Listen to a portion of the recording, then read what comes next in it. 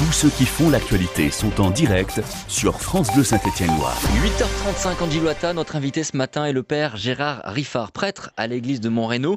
Aujourd'hui sort son livre Accueillons-les aux éditions Bayard, un livre consacré à son combat, l'accueil, la dignité et l'aide aux demandeurs d'asile et aux réfugiés. Bonjour Gérard Riffard. Bonjour. Alors pourquoi d'abord avoir écrit ce livre ?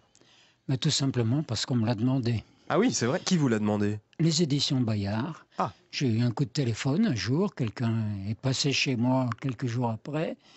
On a discuté, j'ai beaucoup hésité parce que je ne suis pas un écrivain de métier.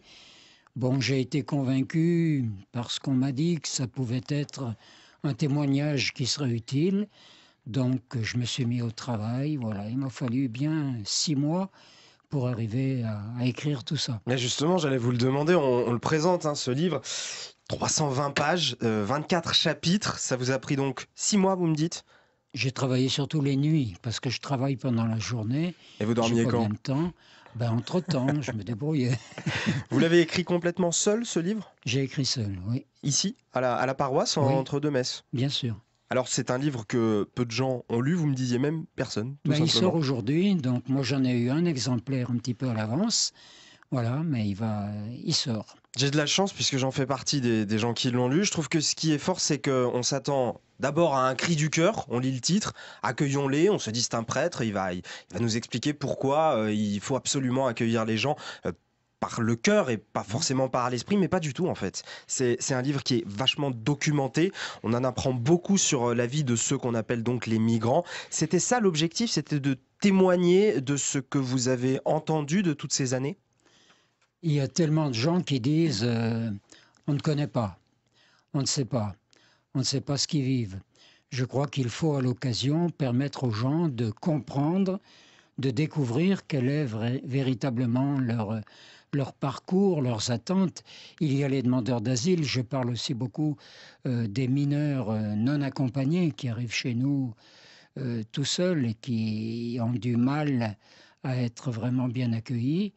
Voilà, ça me paraissait important de pouvoir dire qui ils sont et ce qu'ils vivent en réalité. Vous avez fait tout ça uniquement avec votre mémoire ou est-ce qu'il y a un travail aussi de recherche complémentaire ? Je pense à des moments où vous parlez de la réélection de Joseph Kabila en République démocratique du Congo. Il y a de la recherche derrière tout ça aussi. Non, ça fait partie de mon quotidien parce que j'aide beaucoup de demandeurs d'asile, parmi eux des Congolais, à faire leur demande de protection à l'OFPRA. Il faut qu'ils écrivent leur histoire.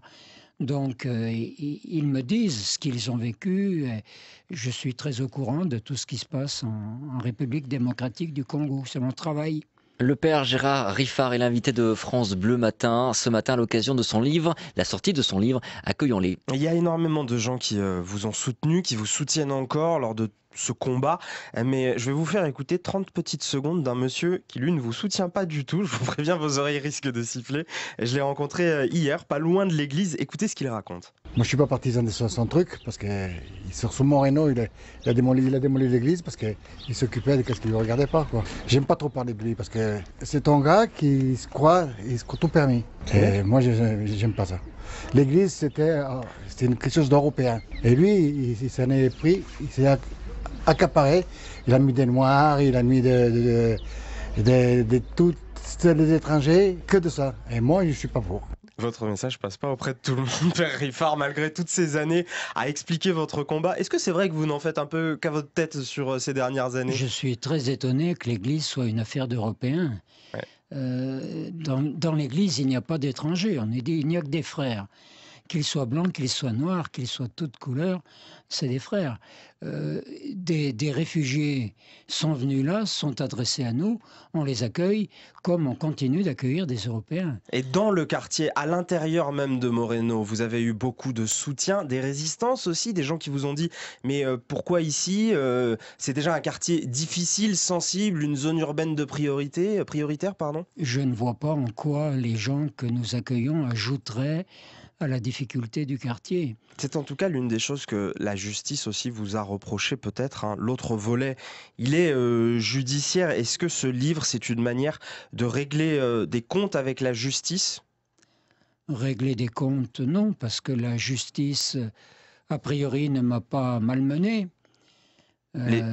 Si nous avons été obligés ensuite d'arrêter l'accueil de nuit, ce n'est pas par une décision de justice, c'est par des menaces qui nous sont venues de fermer les locaux, de mettre les scellés et d'appeler la police pour mettre tout le monde dehors.